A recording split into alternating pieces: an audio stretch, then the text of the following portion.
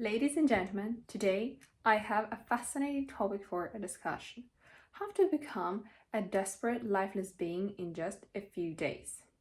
The algorithm is simple. There is really nothing to it. First, you go and work as hard as possible. It's preferable that you put into your schedule a lot of random stuff you believe you need to get done as soon as possible. Then you come back home all exhausted and say to yourself, well, today I wasn't productive enough. Tomorrow I'll do more. And damn, you are a lifeless, burnt out, desperate human being who was caught in a trap called toxic productivity, or we better call it smoothie culture.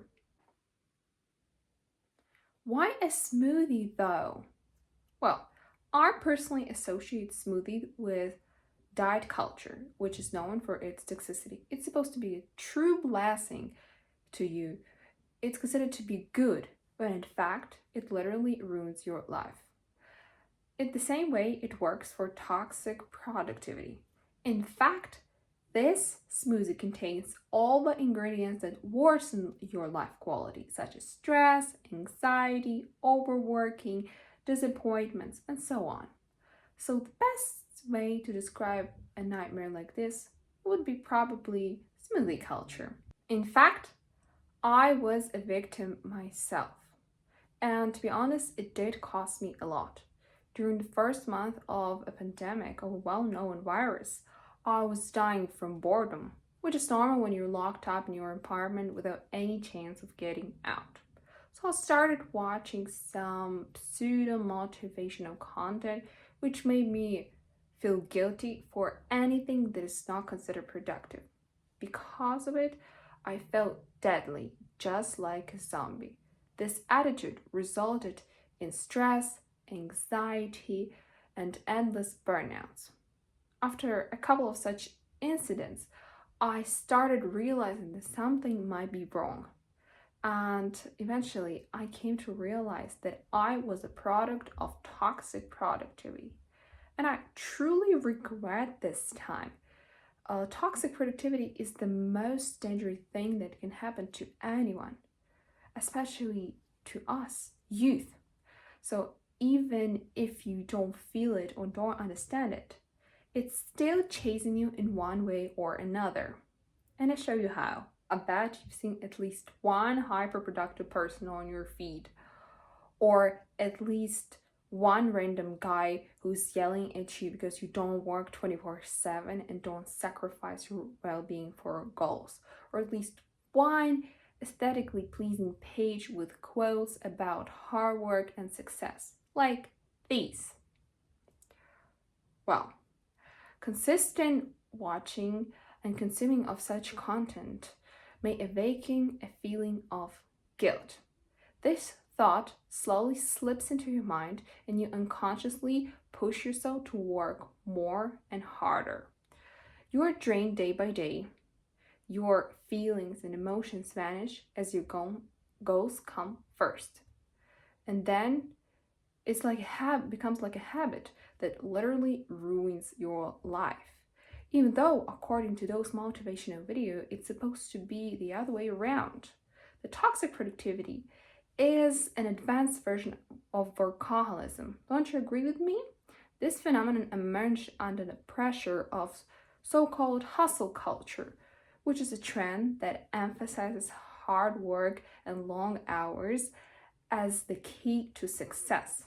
The only thing that distinguishes you from a real slave at this point is that you do all of this voluntarily. You may not understand all of those super complicated terms and all these super weird comparisons, but I guess you do feel the pressure. So do my friends, colleagues, classmates. So I decided to conduct a mini survey with a couple of simple questions. Some results impressed me, some of them even shocked me. So I would love to introduce you to some key points of this small experiment.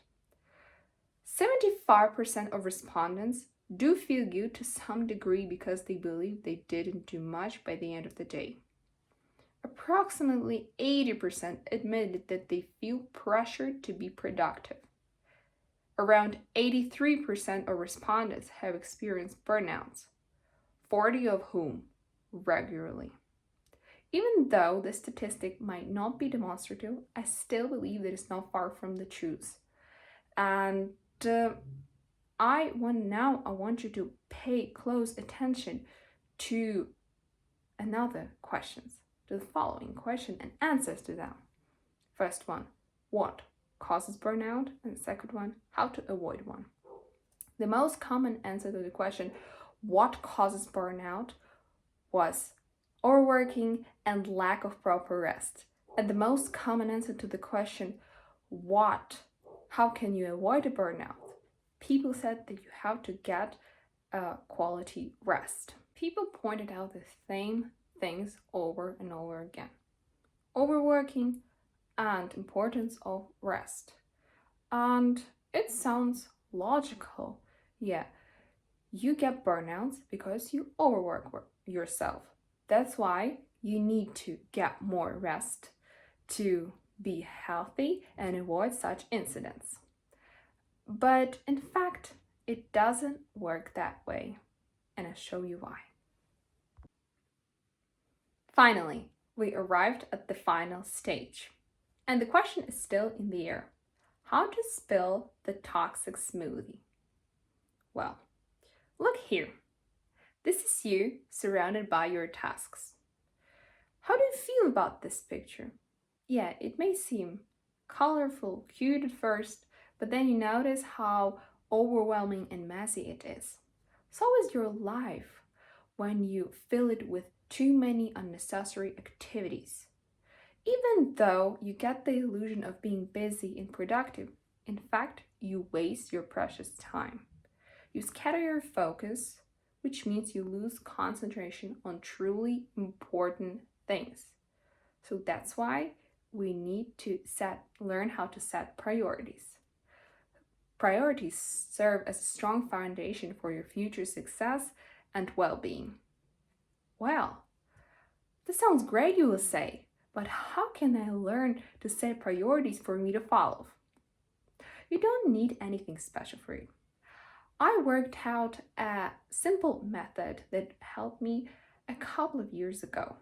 So for that, you only need a piece of paper and a pen. So step 1, you basically write down all the activities you were involved in on the paper. And then try to make this list as simple as possible so you wouldn't get distracted. Step 2. Now, once you're done with this, get ready for the debate with yourself. Yeah, why not? Try to be as honest as possible. Give strong arguments.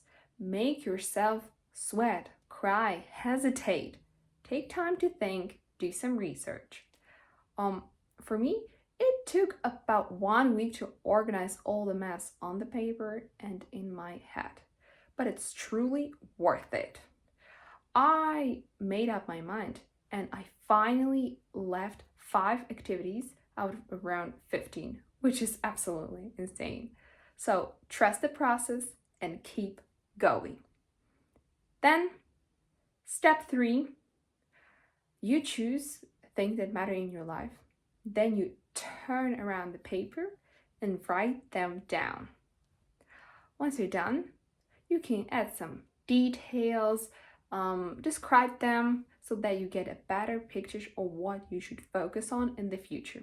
And now, hooray! You have a strict set of priorities for you to follow. Now, from now on, you are the boss of your life and you are to decide what matches your priority list. Once you learn how to use this technique efficiently, I guarantee you, your life will get much, much better. For now, take time and make yourself a refreshing smoothie. But don't spill this one. Take time, take a sip, enjoy yourself, and celebrate your upcoming victory against toxic productivity.